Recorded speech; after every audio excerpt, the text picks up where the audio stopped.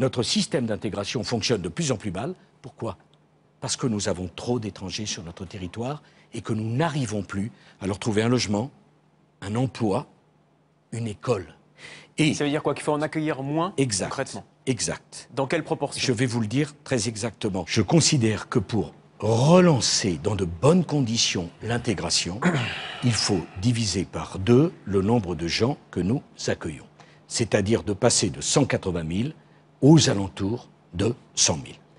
J'ajoute que la pratique de la régularisation, au cas par cas comme l'on dit, je préfère qu'on dise une régularisation pour cas humanitaire. Le RSA, il y a 165 000 étrangers qui en bénéficient.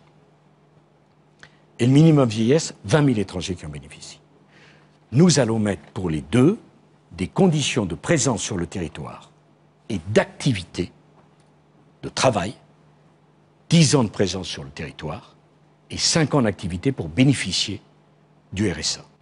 Le regroupement familial, c'est 25 000 personnes que nous avons ramenées à 15 000 depuis que nous avons mis des conditions de revenus et des conditions de logement. Désormais, pour ces 2 catégories, nous mettrons des conditions de revenus. On ne fait venir sa famille que si on a de quoi la faire nourrir, la faire vivre. Conditions de logement, on ne fait venir sa famille que si on peut la loger. Et c'est déjà le cas. Un examen, non, pas pour le mariage avec un Français. Pas pour le mariage. C'est le cas pour le regroupement familial. Pour le regroupement familial, pas pour le mariage avec un Français. Et le mariage avec un Français, c'est aujourd'hui le triple, 50 000 contre 15 000. Et troisièmement, nous demanderons le passage d'un examen dans les consulats pour toutes les personnes qui voudront rejoindre leur famille, examen portant sur la pratique du français, car on ne peut pas s'intégrer si on ne parle pas notre langue, et la connaissance des valeurs de la République. Cet examen ne s'appliquera pas aux enfants de moins de 16 ans.